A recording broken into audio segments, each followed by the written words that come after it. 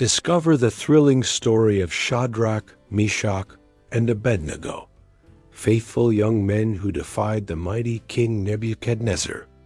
Nebuchadnezzar, king of Babylon, conquers Jerusalem and takes the wisest and strongest young men to serve in his palace. Among them are Hananiah, Mishael, and Azariah, who are later renamed Shadrach, Meshach, and Abednego. Far from home, they choose to remain faithful to the God of Israel. The example of Shadrach, Meshach, and Abednego teaches us the importance of faithfulness to God, even in the face of the greatest adversities. The sun had barely risen over the horizon when the trumpets of Babylon echoed through Jerusalem. The holy city lay in ruins. The gates had been torn down, the walls cracked, and the people of Judah humiliated. Nebuchadnezzar, king of powerful Babylon, had conquered the southern kingdom, and now, as was customary among conquering kings, he chose the wisest, strongest, and most handsome young men to serve in his palace. Among the prisoners taken to Babylon were 4 youths of noble appearance and steadfast hearts: Daniel, Hananiah, Mishael, and Azariah. They were still teenagers, probably between 14 and 17 years old, sons of noble and God-fearing families. From a young age, they had been taught to love the Lord with all their hearts and keep his commandments, even amid the corruption of the kingdom of Judah. Now, torn from home, they were being taken to a foreign land with a different language, culture, and gods. Upon arriving in Babylon, they were impressed by the city's grandeur. Tall towers, hanging gardens, and golden statues on every corner. Nothing resembled Jerusalem. Here, the God of Israel seemed distant, but the young men knew he would never abandon them. The chief of the eunuchs, Ashpenaz, received direct orders from King Nebuchadnezzar. Choose the best among the Israelite youths. Let them be without defect, handsome, wise, educated, and quick to learn. Teach them the language and culture of the Chaldeans, so they may serve before the king. Daniel, Hananiah, Mishael, and Azariah were selected from among the chosen. They received new clothes, were brought to the palace, and soon began to be called by Babylonian names. Daniel became Belteshazzar. Hananiah was called Shadrach. Mishael was named Meshach. And Azariah was called Abednego.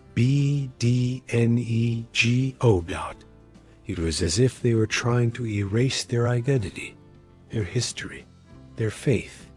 But deep in their hearts, they remained steadfast. As servants of the Most High God at the palace, a new surprise awaited them. The young men were to eat from the king's table. Every day, plates full of fine meats, sweet cakes, exotic fruits, and wine were set before them. For many, this would be a blessing-abundant food after the hunger of war. But for those 4 young men, there was a spiritual dilemma. Most of the food at the royal table had been offered to Babylonian idols. Eating from those plates meant, to them, participating in idolatry. Moreover, some meats were among the foods forbidden by the law of Moses. What were they to do now? Daniel called his 3 friends for a talk. We cannot defile ourselves. Even though we are far from home, we are still God's people. We must trust that he will sustain us. With courage, Daniel approached Ashpenaz and made a bold request. Please allow us to eat only vegetables and drink water for 10 days. Afterwards, compare our appearance to that of the other young men who eat the royal food, and judge for yourself." Ashpenaz hesitated. He liked Daniel and his friends, but feared the king. "If you grow pale and weak, I could lose my head," he said nervously. But Daniel's conviction was firm. With faith and humility, he insisted. Finally, Ashpenaz agreed. For 10 days, Shadrach, Meshach, and Abednego, as they were now called, ate only vegetables and drank water, while the other youths ate the royal delicacies. The days passed. Every morning they prayed. Every meal they gave thanks. Even amid Babylon's luxury and temptations, their hearts remained in Jerusalem, turned toward the Lord. At the end of the 10 days, the result surprised everyone. Shadrach, Meshach, and Abednego were stronger, with healthier skin and brighter eyes than any other young men in the palace. Ashpenaz was astonished and authorized them to continue with their diet. But it was not only in appearance that God blessed them. The Bible says, God gave these 4 young men knowledge, intelligence in all literature, and wisdom. They quickly learned the Chaldean language, understood philosophy and literature, but kept their faith firm. With every new lesson, they compared it with God's word. They could discern what was good and what was false. Even studying among pagans, they did not allow their hearts to stray from the Lord. 3 years passed in this training. At the end, King Nebuchadnezzar summoned all the youths for a final evaluation. One by one, he talked, tested, and asked difficult questions. When it was Shadrach, Meshach, and Abednego's turn, something surprising happened. The king was impressed. In wisdom, discernment, and answers, they surpassed all the others. The Bible states that in every matter of wisdom and understanding, the king found them 10 times better than all the magicians and enchanters in his kingdom. From that day forward, the 3 young men were promoted to positions of trust in the palace. They were at the heart of Babylon, surrounded by idols, feasts, and temptations. But the Lord was with them, and they never forgot it.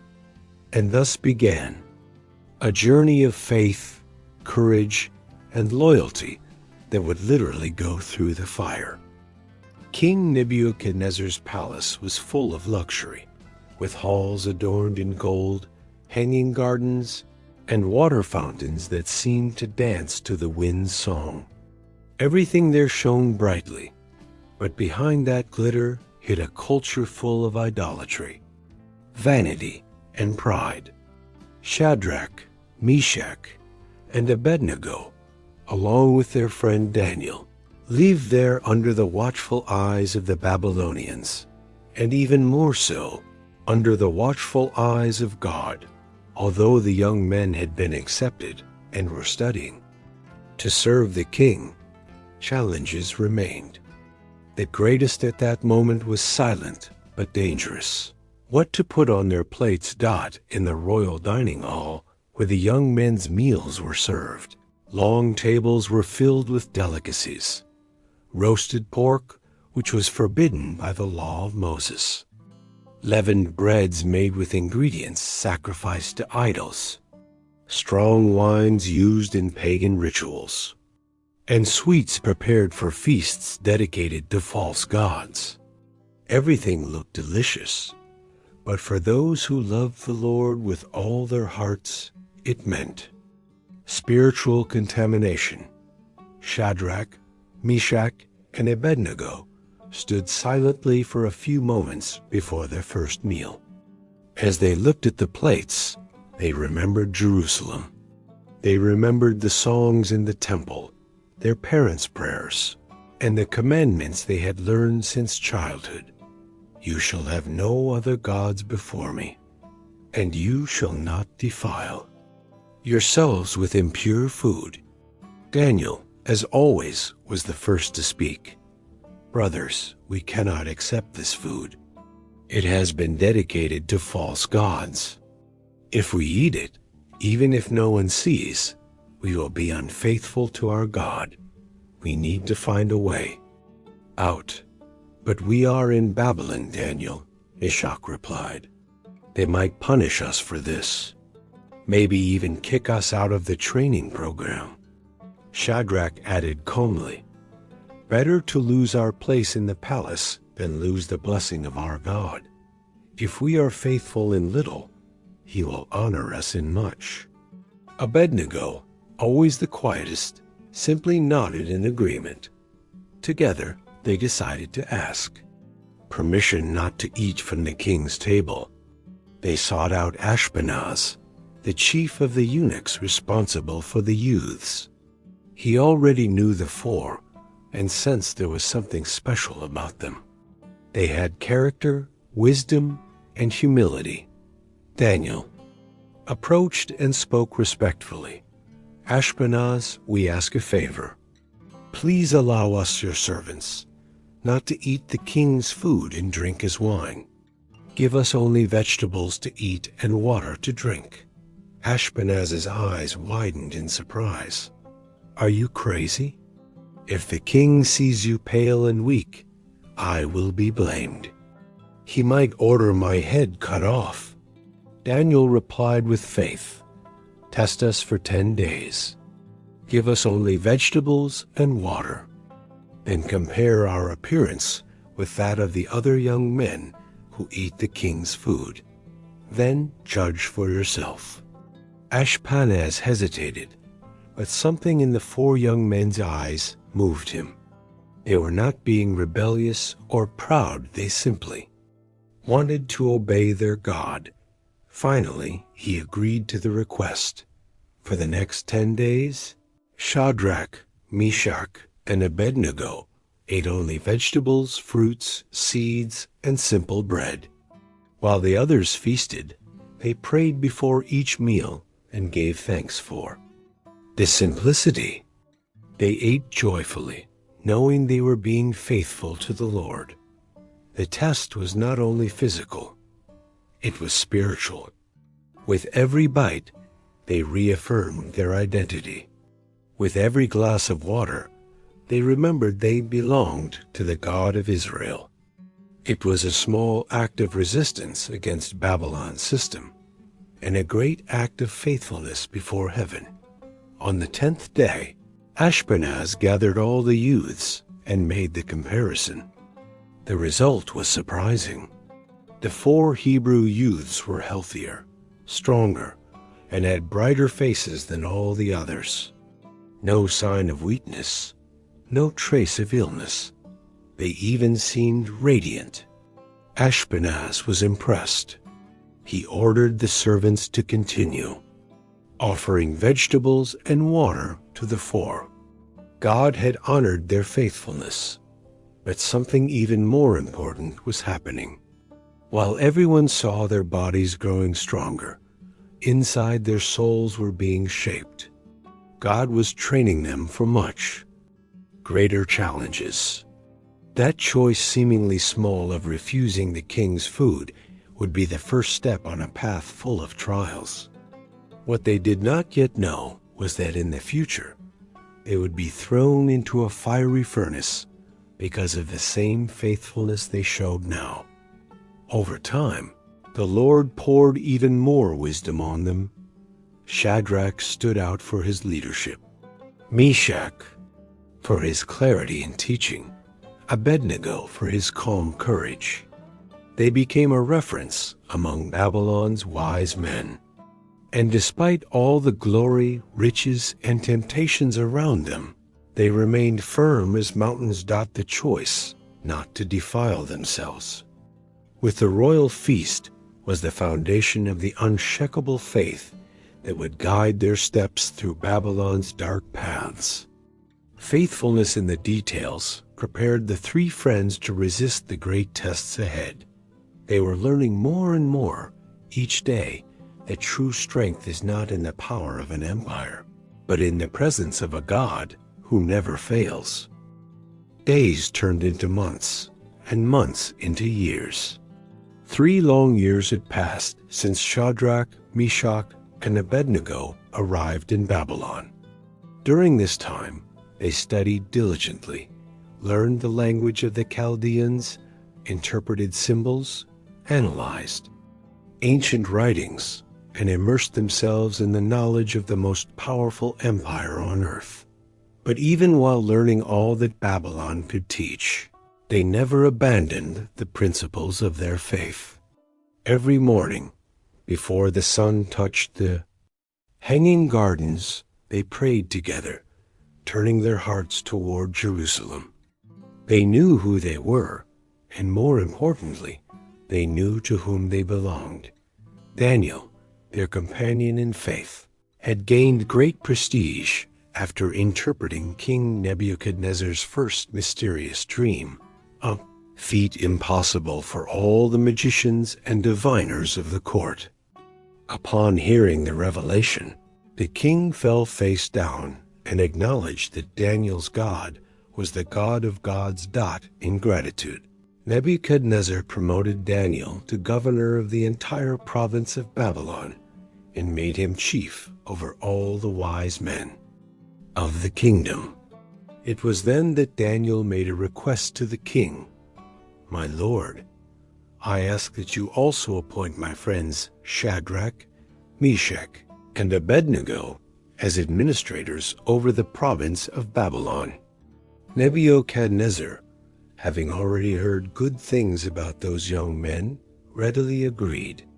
And so the 3 were elevated to positions of authority. From foreign slaves, they became leaders in a pagan land. Now they wore official garments, bore royal seals, and issued orders that influenced political and economic decisions. They managed cities, judged cases, and cared for entire regions. But none of these honors turned them away from God. Amid luxury and glory, Shadrach, Meshach, and Abednego remained the same humble, faithful, and just. It was common to see them praying together, even during working hours. They did not let power corrupt them. While others bowed to the king and idols, they bent their knees only to the Lord of hosts. However, as with every story of faith, promotion also brought opposition. Some Chaldean officials, born in Babylon, could not bear to see foreigners holding high positions. Envy grew like a weed in their hearts. One of them, named narrated, murmured every day, "How can this be? They are neither of our people, nor do they worship the gods of Babylon. They serve a single invisible God and still receive more honor than we do." Others, like Astarban and Lurim, agreed. "We need to find something against them, some fault, some disobedience, or else force them to bow to our gods." But the more they investigated, the more frustrated they became. Shadrach, Meshach, and Abednego were blameless. They did not accept bribes, did not unfairly favor friends, and did not get involved in palace intrigues. They were, to Babylon, different, and that was disturbing. One day, while analyzing tax reports from the south, Shadrach turned to his friends and said, "Promotion is a test, my brothers, perhaps a greater one than poverty. In the palace, it's easy to forget where we came from or where we are going." Meshach nodded. "We must remember we were not exalted because of our strengths, but because God is using us. We are here for a purpose." Abednego added, "And perhaps soon we will be tested again. I feel it, as if a storm is brewing." And he was right. In those days, Nebuchadnezzar was beginning to be consumed by pride. The dream revealed by Daniel had shown he was the golden head of a statue, and since then he began to imagine himself almost divine. Fed by flatterers, the king decided he wanted to be more than a ruler. He wanted to worship God. He then ordered the construction of a huge golden statue, nearly 30 meters tall. It was not just a monument of art, but a symbol of forced worship. He planned an official ceremony with musicians, officials, and leaders from all over the kingdom. When the sound of instruments played, everyone would have to bow before the image. Whoever did not bow would be thrown into a blazing furnace. The news spread like wildfire throughout Babylon. In every corner of the kingdom, the decree was loudly proclaimed to all peoples, nations, and languages. At the moment, you hear the sound of trumpets, harp, flute, and pipe. Bow down and worship the golden image set up by the king. Whoever does not bow will be immediately thrown into the fiery furnace. Hearing this, Shadrach, Meshach, and Abednego felt the weight of the coming challenge. They knew they could not obey. They could not betray the God who had sustained them since Jerusalem. Only the Lord was worthy of worship. And while everyone in the palace prepared for the statue ceremony, the three friends gathered in prayer. They did not ask to flee. They did not ask to be promoted again. They asked for strength. They asked for courage. They asked that, if necessary, God would help them face the fire with faith. In the next room, the jealous officials smiled among themselves. "Let's see if the Hebrews will bow now," said Astarbin. "Or else they will burn like straw," replied Nergal. They didn't know it yet, but they were about to witness a miracle that would change Babylon's history forever. The sky over Babylon dawned clear, without a single cloud. It was a special day, at least for King Nebuchadnezzar. Finally, his masterpiece was complete, a gleaming gold statue, more than 27 meters tall and nearly 3 meters wide, erected in the Jon plain of Dura, a vast field south of the royal palace. The image sparkled under the desert sun, shining like a second sun. Made from Babylon's purest gold, the statue was a symbol of the king's pride and his thirst for worship. It was, in truth, the embodiment of his ego. Nebuchadnezzar sent messages to all the provinces of the empire. Orders were dispatched to satraps, prefects, governors, counselors, treasurers, judges, magistrates, and all officials. Everyone was to attend the statue's inauguration ceremony. It was a royal decree, unquestionable, absolute, and irrevocable. In the days leading up to the ceremony, the city was abuzz. Craftsmen proudly spoke of the colossal work. Soldiers practiced their positions for the event. Musicians rehearsed tirelessly, and the politicians whispered and schemed. Shadrach, Meshach, and Abednego were among the honored guests. After all, they were respected administrators of the province of Babylon. Their names were on the official list of attendees. But in the hearts of the three friends, there was unease. They already knew the decree. When you hear the sound of the instruments, everyone must bow before the image. Whoever does not bow will be immediately thrown into the blazing furnace. A furnace, not a cell, not a light punishment. It was death. And not just any death, it was live fire, deadly heat, total destruction. On the eve of the ceremony, the three friends gathered as always in silent prayer. We have to decide now. Tomorrow, the whole world will be on its knees. If we stand, we will be like torches in an open field, said Shadrach, looking at his friends. But if we kneel, we cease to be who we are, replied Meshach. Abednego, always steady, declared, better to burn standing than to live kneeling before a false god. And so, with resolved hearts, they went to sleep. Tomorrow was already in God's hands. The plain of Dura woke up crowded. Thousands had gathered. Flags fluttered, tents provided shade for the nobles, and soldiers were everywhere.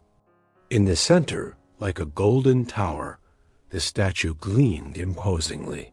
The ceremony began. A herald stood on a platform and shouted with a powerful voice, peoples, nations, and languages. Here is the king's decree. At the moment you hear the sound of trumpets, flutes, harps, zithers, psalteries, and all kinds of music, bow down and worship the golden image raised by King Nebuchadnezzar. Whoever does not bow will be immediately thrown into the blazing furnace. A heavy silence fell over the crowd. The musicians prepared. Everyone knew what was at stake. The sound of life or death would come with the first musical note, and then the instruments played. The music echoed across the plain like an invisible command. One by one, all knees touched the ground. Thousands bowed in reverence to the statue not out of faith, but out of fear. All, except 3 men, Shadrach, Meshach, and Abednego, stood firm, alone, steady as pillars. They were like trees in a field bent by the wind. Their eyes were fixed on the sky, not the statue. Their hearts were connected to Jerusalem, not Babylon. A murmur spread. Nearby officials saw them and were outraged. Some tried to warn them discreetly. Others pushed them, saying, "Kneel, kneel now. The furnace is right there." But the 3 did not move. That's when the jealous Chaldeans saw their chance. They quickly ran to the king and accused, "O king, live forever. Did you not decree that all must bow to the image at the sound of music? Yet there are certain Jews, Shadrach, Meshach, and Abednego, who have not obeyed you. They do not serve your gods nor worship the golden image you have set up." Nebuchadnezzar's face changed from surprise to anger. His eyes burned like fire. He ordered the 3 to be brought before him immediately. Shadrach, Meshach, and Abednego were led to the throne. "Is it true?" roared the king. "Is it true that you do not serve my gods or worship my image? I will give you one more chance.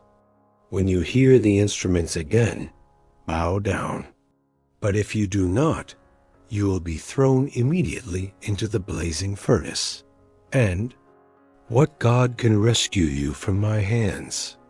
The silence that followed seemed eternal. Everyone expected the 3 to give in. But then Shadrach stepped forward and spoke for all 3. "O Nebuchadnezzar, regarding this, we do not need to answer. If we are thrown into the furnace, our God, whom we serve, can deliver us from it, and he will deliver us from your hand. But if not, be it known, O king, that we will not serve your gods, nor worship the golden image you have set up." The crowd held its breath. It was as if heaven itself was listening. The king exploded in fury. His face turned red and distorted. He shouted, "Heat the furnace 7 times hotter than usual." Strong soldiers were called.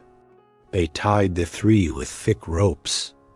The furnace's temperature rose so high that the soldiers who approached died burned by the flames. And then, before everyone, Shadrach, Meshach, and Abednego were thrown into the fire. Those nearby stepped back, horrified. It was the end, they thought, but what they saw next changed everything. Smoke rose like a black serpent toward the Babylonian sky. The blazing furnace roared, spewing flames so intense that even the soldiers couldn't get close. It was a terrifying scene. The crowd stepped back, covering their faces with cloaks.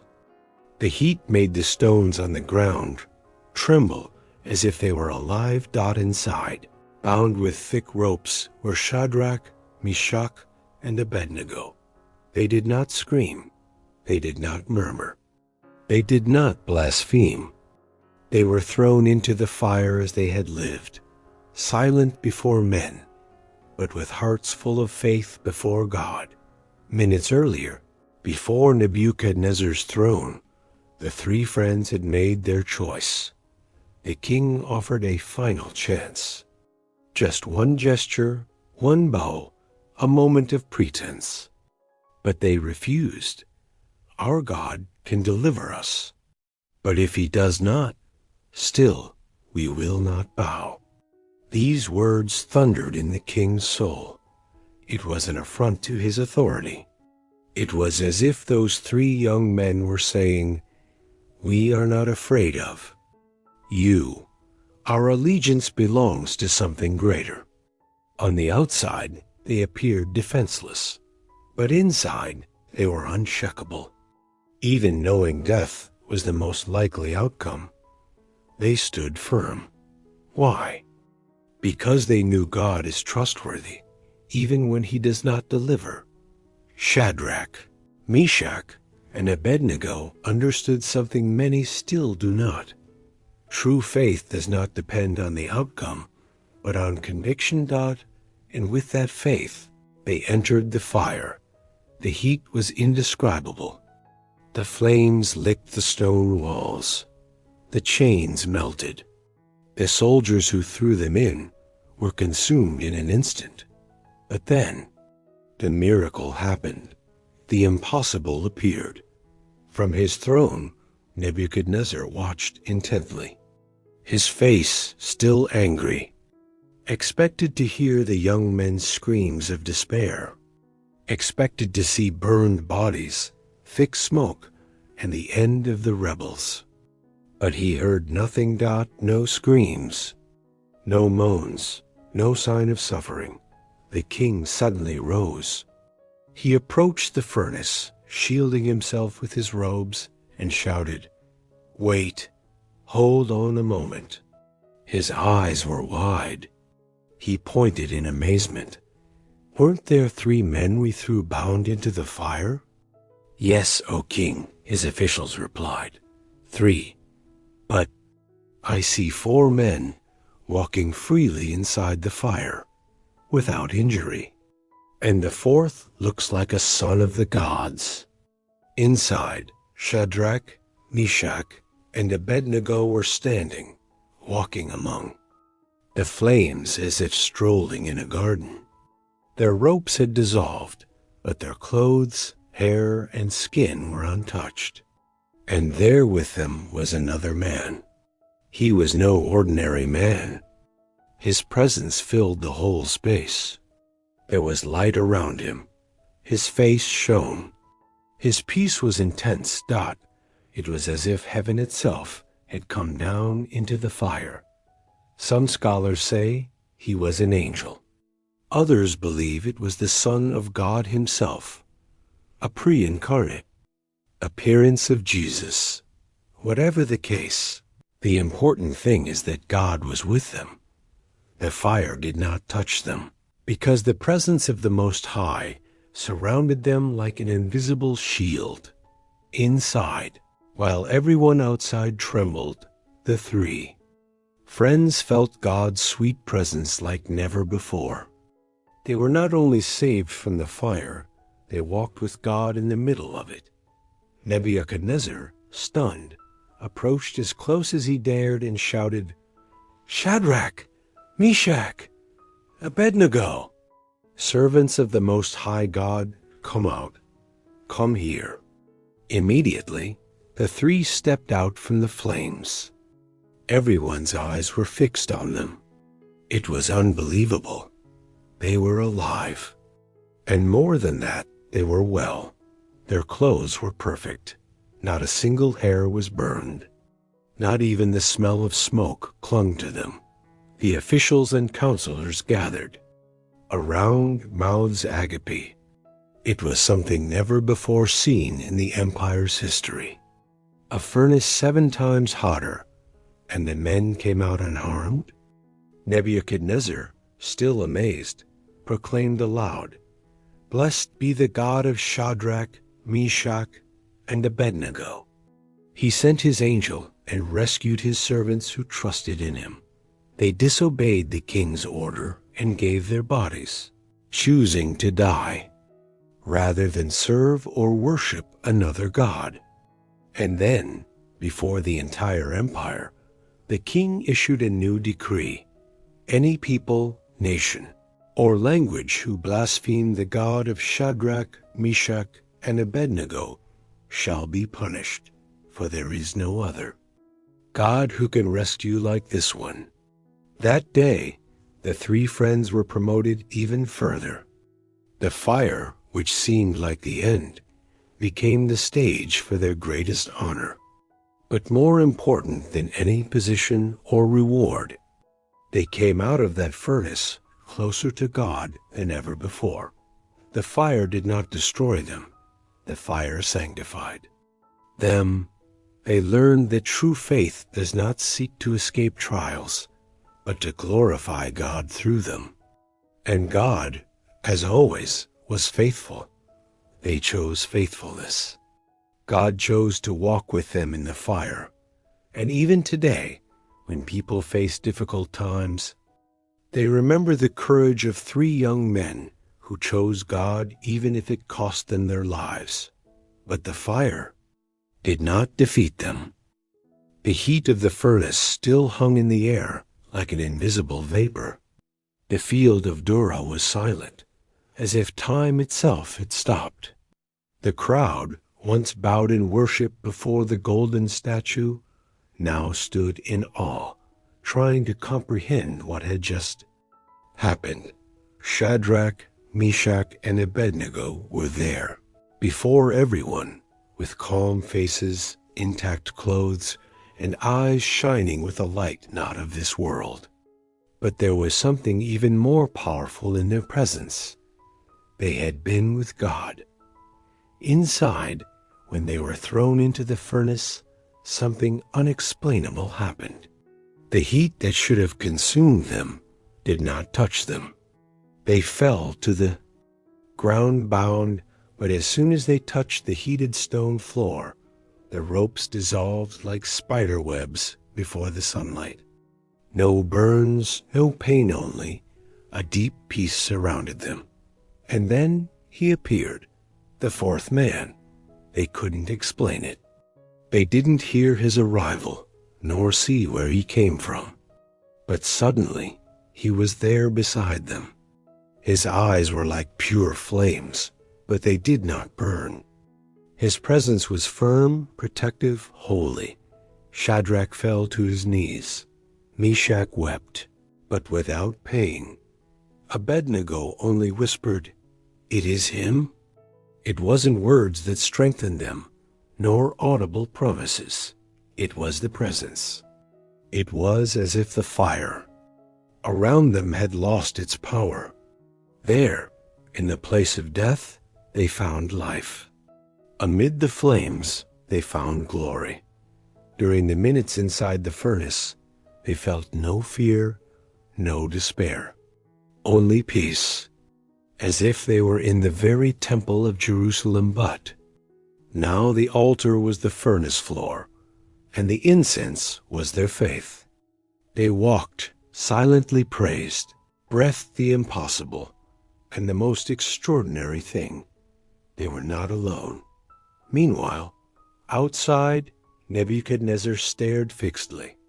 The king who thought himself invincible now trembled.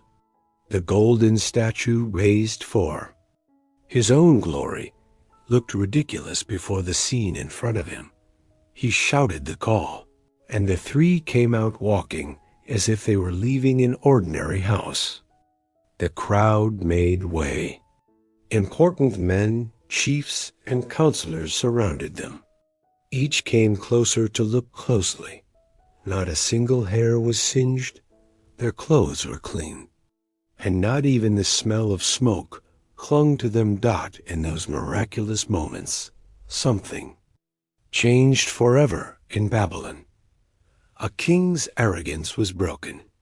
Idolatry was shamed. The crowd saw with their own eyes that there is a God who answers within the fire. Nebuchadnezzar, still speechless, took a few steps toward the three young men. His eyes were wide. For the first time, the king did not see servants before him. He saw living witnesses of something greater than himself. He raised his voice and declared, "Blessed be the God of Shadrach, Meshach, and Abednego. He sent his angel and delivered his servants. They trusted in him and chose to die rather than worship any other god. Therefore, I decree, no one in all my kingdom shall blaspheme this God, for there is no other who can deliver like him." The crowd applauded, but the three did not smile with pride. They knew they had not won by words, but by faith. They were exalted not by strength, but by faithfulness. And most importantly, they knew all glory belonged to the Lord. In the following days, news of the miracle spread like wildfire, this time a holy fire. From village to village, from tribe to tribe, everyone spoke of the three young men who faced the flames because of their faith.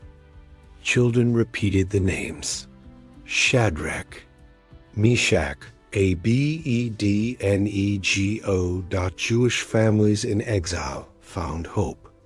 Pagan peoples began to question their own gods, and the name of the God of Israel was once again exalted among the nations, not by swords, but by testimony. Yet for the three friends, the true treasure was not fame.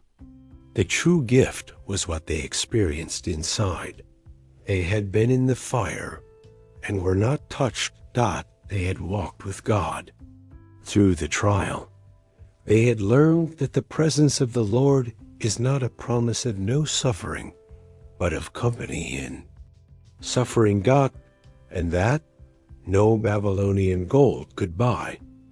That night, back at the house where they lived, Shadrach, Meshach, and Abednego knelt together as they always did. But this time, they did not ask for strength. They did not ask for deliverance. They only gave thanks. "Thank you, Lord, for walking with us in the fire." And as silence filled the room, a gentle breeze came through the window. There was no longer a furnace, but the flame now burning in them was eternal. The sound of silence was different that night. It wasn't just the end of a miracle. It was the beginning of a new era, when the faith of three young men shook an empire, and the world began to ask, who was that fourth man in the furnace? Even after the commotion had died down, King Nebuchadnezzar could not sleep. His mind kept returning, again and again, to the image he had witnessed with his own eyes.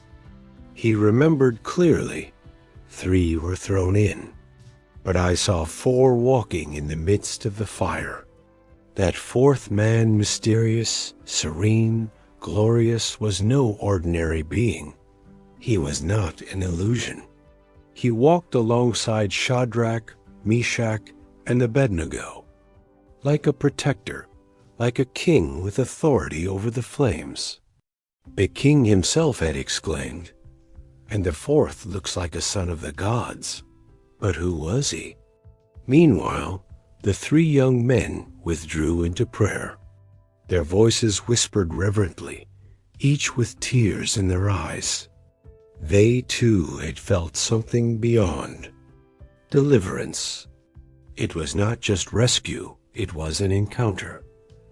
"We saw his face," said Shadrach, voice choked with emotion. "The furnace became a holy place," said Meshach, eyes shining.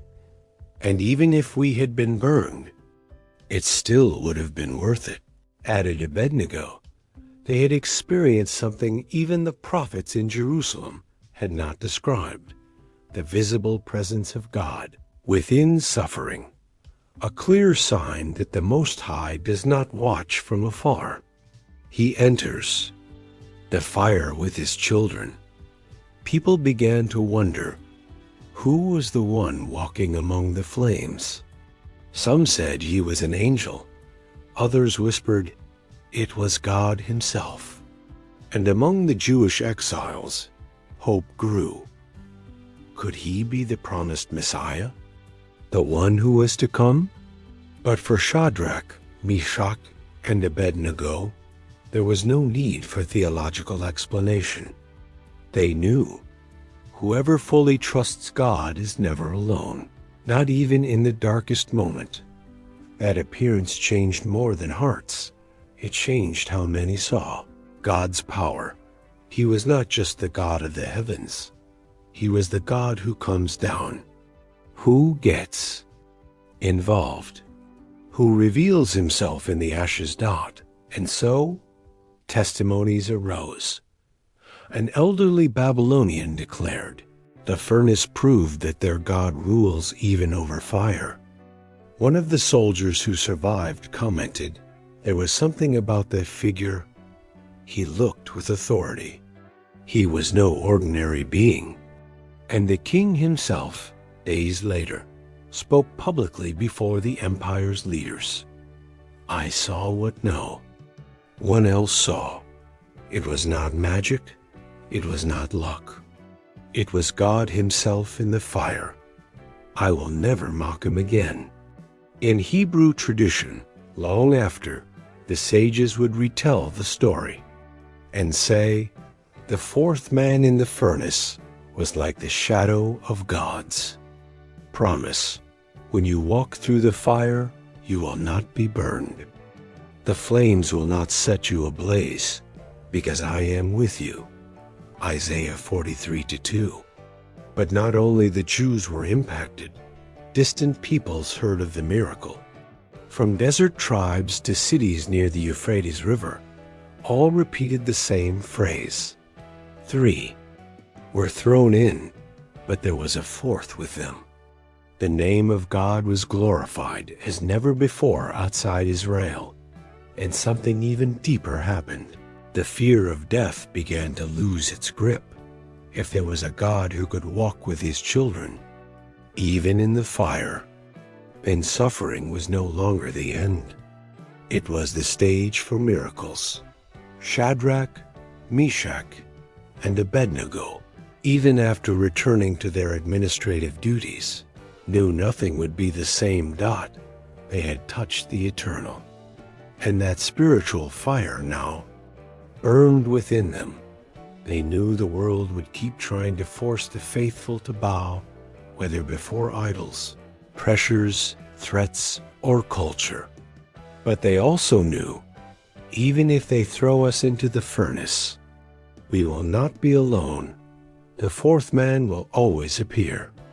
Many years later, even after the three had passed from this life, the children of Israel and even foreigners would tell the story to new generations. And the most powerful part was not the miracle itself. It was who appeared in the miracle. The fourth man, the one who walks in the flames. The one who guards the faithful, even in the valley of the shadow of death. One who turns furnaces into altars of faith. The one who keeps appearing to all who refuse to bow. The heat of the furnace had passed, but the embers of faith burned brighter than ever. The news of the miracle echoed through the walls of Babylon like thunder breaking centuries of silence. Men and women from every corner of the empire, from the peasants of the plains to the sages in the royal halls, spoke of the same thing. The 3 Hebrews came out of the fire, alive. They didn't even smell like smoke. God himself entered the furnace with them. And before an empire that worshipped dozens of gods made of stone, bronze, and gold, this reality unsettled them.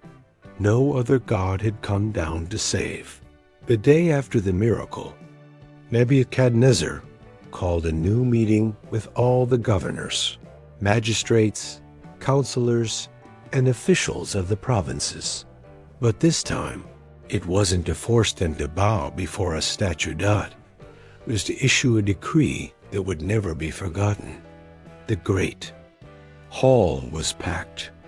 The silence was deep, as if the air was thick with awe. The king rose from his throne, his face different. There was no arrogance in his posture, but a mix of wonder and admiration. He raised his voice and declared, "Blessed be the God of Shadrach, Meshach, and Abednego, who sent his angel and delivered his servants. They trusted in him and refused to obey my command, choosing to give their bodies to the fire rather than worship any other god." A murmur ran through the crowd. The king was acknowledging that someone was greater than him, God. And then, with authority, he proclaimed, "Therefore, I decree that any people, nation, or language that speaks against the God of these men will be torn to pieces and their houses turned to ruins. For there is no other God who can deliver like this one." Those words shook the spiritual foundations of Babylon. It was not just praise. It was the first official recognition of the God of heaven by the greatest empire on earth at that time, and it all started with 3 young men who refused to bow. Shadrach, Meshach, and Abednego themselves were brought before the people not as accused, but as heroes. Nebuchadnezzar honored them even more with new positions and great influence in the government. But they knew this was not about personal promotion. It was about the glory of God. They remained steadfast, humble, and did not let power corrupt them. They continued serving with excellence, wisdom, and compassion, and more than ever, they were heard. Jews who lived oppressed by foreign culture began to fill with courage. Young people in secret synagogues repeated, moved, "Our God is the God who delivers. Even if threats come, even if flames come, He is with us." Families began sharing stories of faith around tables again. Psalms were sung aloud once more, and hope began to bloom among the exiles. It was no longer just the memory of the land of Judah. It was the certainty that God was still at work in exile. But not everyone rejoiced. Some foreign magicians and ministers were disturbed by the growing influence of the Hebrews. They murmured among themselves, "They're gaining too much prestige." It's dangerous when a different people wins the king's heart. But the 3 young men were not intimidated. They knew God's miracles always trouble those who prefer darkness. They continued living with integrity because they knew the same God who delivered them from the furnace was the God who would protect them from intrigues and envy. Meanwhile, King Nebuchadnezzar was deeply shaken. For the first time, he began to question his own power. If there is a God who delivers from fire, what am I before him? The king's nights became restless. Mysterious dreams began to disturb him. He no longer slept as before. Something inside him was being stirred. It was as if the presence of the God of Israel had invaded not only the furnace, but also the king's heart. The story of the three young men was told from generation to generation, and even many centuries later, God's servants would still say, "There is no other God who can deliver like ours. When you walk through the fire, I will be with you." The furnace was not the end. It was the stage for a testimony that crossed the ages, because the God who delivers does not do it just to save lives. He delivers to transform nations, kings, cultures, and hearts throughout the land. Wherever the story of Shadrach, Meshach, and Abednego was heard, people understood a deep truth. It is better to obey God and face the fire than to please men and lose your soul. And the name of the Lord was exalted not in Jerusalem, but in the heart of the most powerful empire in the world. The rising sun of Babylon shone differently that morning. It wasn't just the sky that seemed clearer. It was as if something invisible and powerful had swept away the spiritual darkness that had long hovered over the city. The furnace, once an instrument of fear, had become the stage for a miracle, and the king's heart, once hardened, was beginning to be broken by the presence of the Most High God. Shadrach, Meshach, and Abednego had returned to their posts. The public honor and authority they received did not make them proud, but more responsible before God. The people respected them, and even the most skeptical Babylonians now looked at them with reverence and admiration.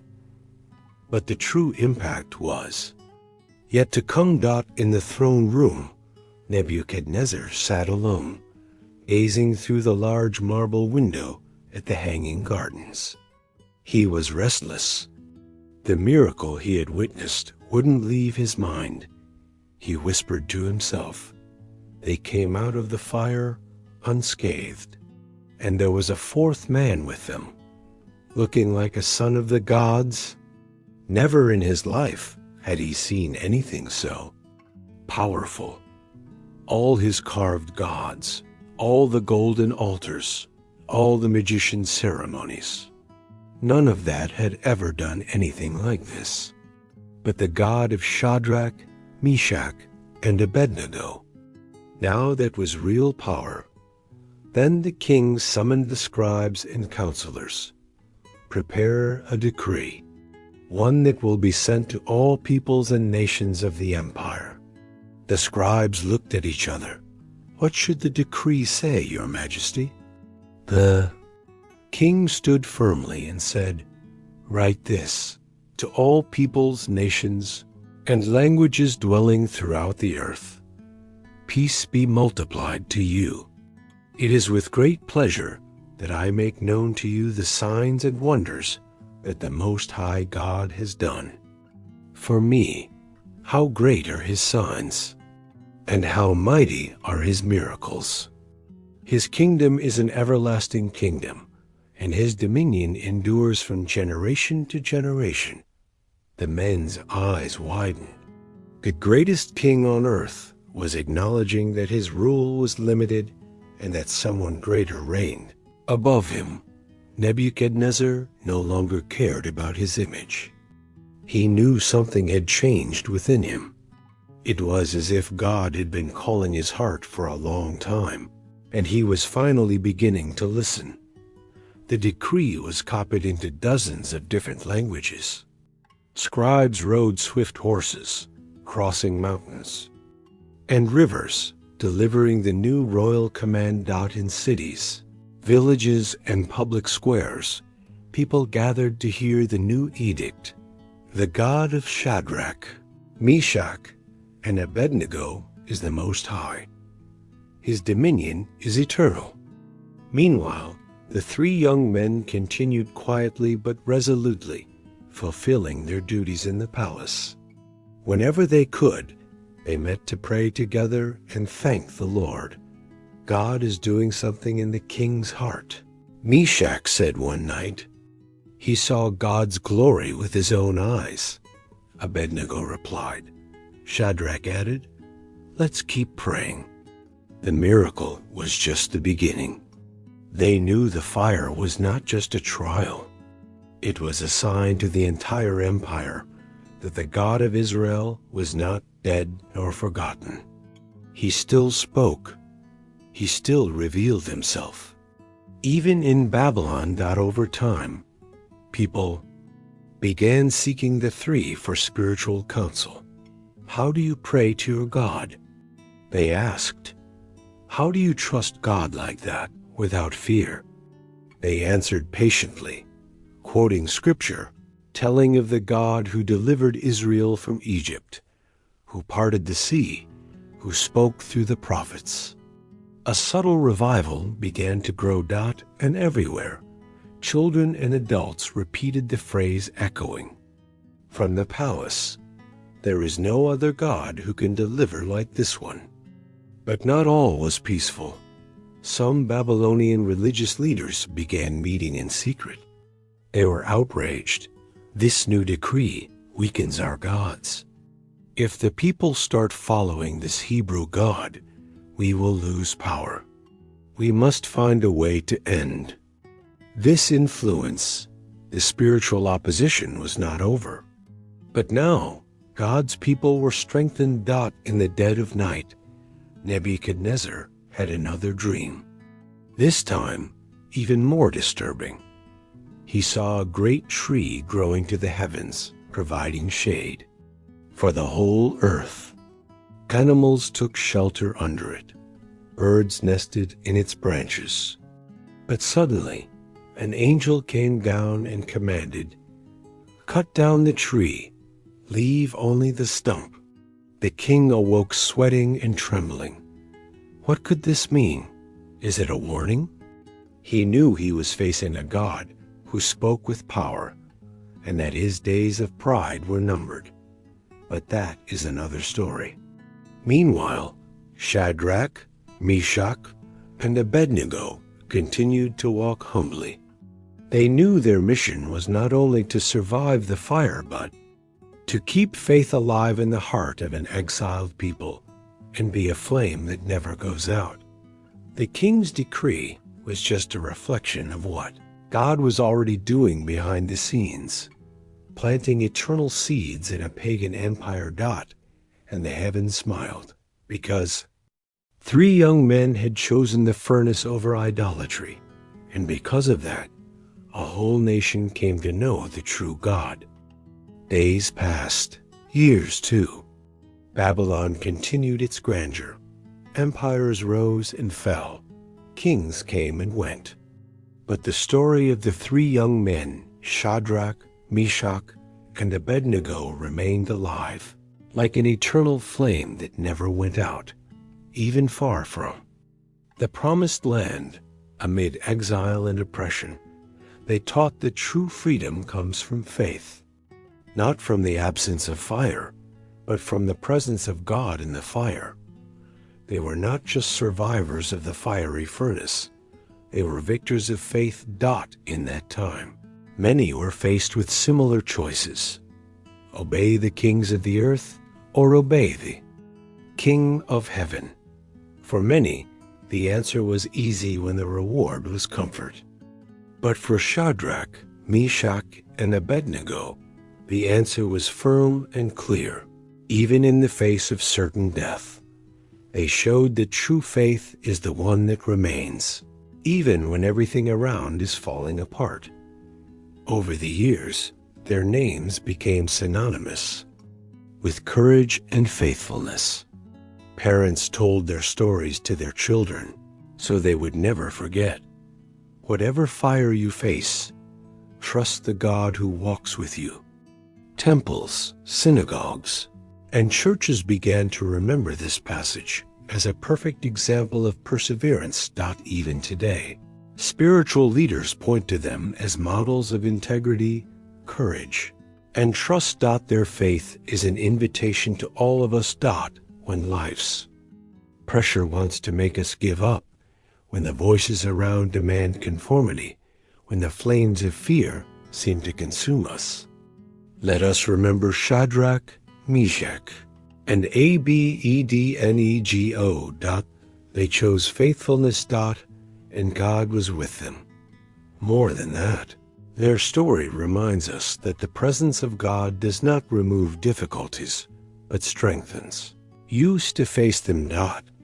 We are not called to avoid the fire, but to walk courageously through it, trusting that the Most High God is our protection. And so, even in the midst of adversity, we can sing with confidence.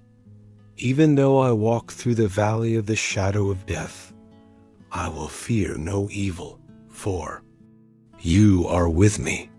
Shadrach, Meshach, and Abednego show us that an unshakable faith is the true victory. A victory that no fire can destroy. A victory that transforms the world. And that can transform you. The example of Shadrach, Meshach, and Abednego teaches us the importance of faithfulness to God, even in the face of the greatest adversities. God bless you.